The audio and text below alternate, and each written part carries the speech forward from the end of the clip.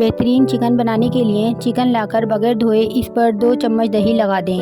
15 से 20 मिनट बाद इसको गर्म पानी से धो लें। इससे ना चिकन पकते हुए टूटेगी, ना इसमें खून और बदबू रहेगी।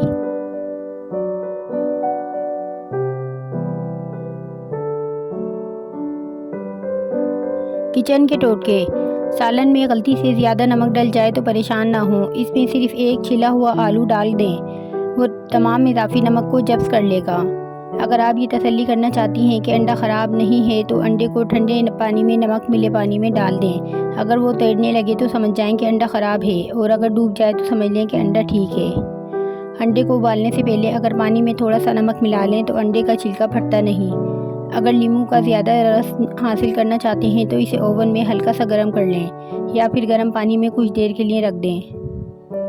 घर में बची हुई काफ़ी को ज़ाया करने के बजाय इसको पौधों में डाल दें, ये बहुत अच्छी खाद का काम करती है। फ्रिज से अगर सब्जियों और फलों की बदबू ख़त्म करना हो तो एक नींबू काट कर रख दें, या फिर एक अदद बुझा हुआ कोयला रख दें।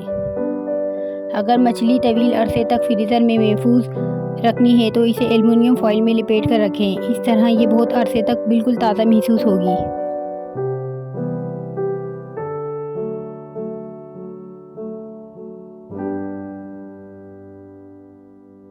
गोश्त को जल्दी गलाने का तरीका। खरबूजे के छिलके सुखाएं और इन्हें पीस कर रख लें। गोश्त जल्दी गलाना हो तो 3 से 4 चुटकी डालें, गोश्त मिनटों में गल जाएगा।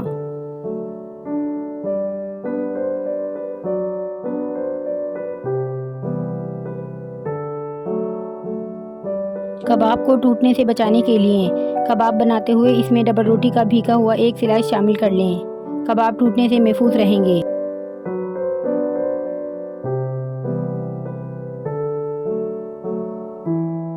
कलौंजी और मथेरे हम वज़न पीस कर एक चुटकी खाना पकाने के दौरान डाल दें तो खाना खुश जायका और खुशनुमा हो जाता है।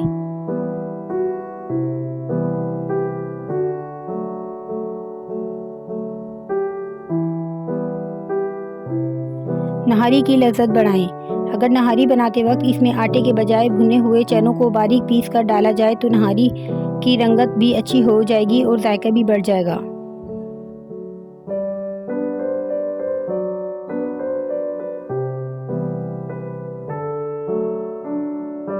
नरम कोफ्ते बनाने के लिए अगर कोफ्तों को नरम करना मकसूद हो तो कीमा बगैर चर्बी का लें। इसे डबल रोटी के स्लाइसों के हमरा पीस लें। कोफ्ते निहायत मज़ेदार और नरम बनेंगे।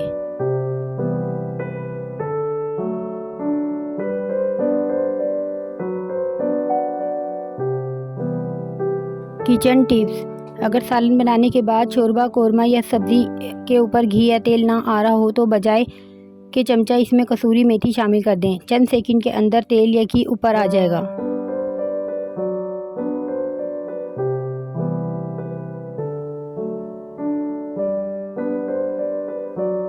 टिप। अगर आपके बिरयानी के चावल टूट जाते हैं तो तेल लगाने के बाद ऊपर से नींबू या सिरका डाल दें।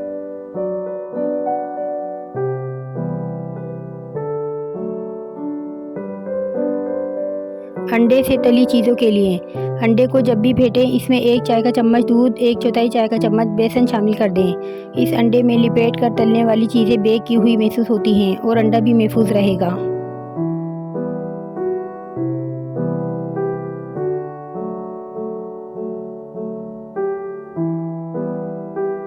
मसाला टिप्स। कबाब तलने से पहले फ्राइंग पैन को गर्म करें, इसमें तेल डालें और कबाब ठंडे तेल में ही डाल दें। इस अमल से आपके कबाब पेंदे में चिपकने से महफूज रहेंगे।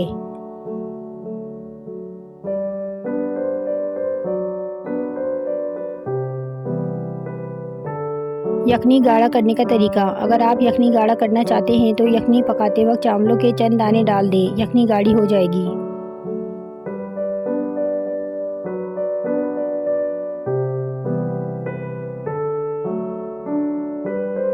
अगर सालन पतला हो गया है तो आपके पास टमाटर या प्याज नहीं है तो भुनी हुई सूजी सालन में डाल दें। इससे सालन गाढ़ा हो जाएगा और जायका भी अच्छा होगा।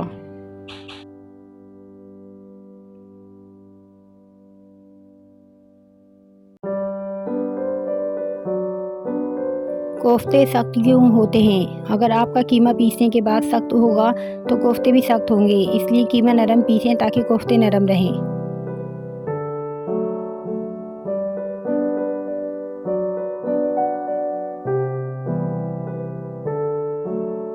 कीमे की रोटी को कैसे फ्रीज़ कर सकते हैं। जब इसे फ्रीज़ करें तो मैदा छिड़क कर बैटर पेपर पर रखें ताकि वो चिपके नहीं, और इसे कच्चा पक्का भी फ्रीज़ किया जा सकता है। 1 मिनट तक तवे पर अलट पलट करके फ्रीज़ कर दें। 20-25 दिन तक ख़राब नहीं होगा।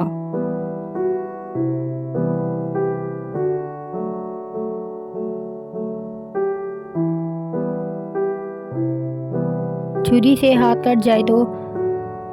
हाथ कट जाए और कोई दवा ना हो तो हल्दी लगाकर किसी पट्टी पर बांध लें, खून बंद हो जाएगा।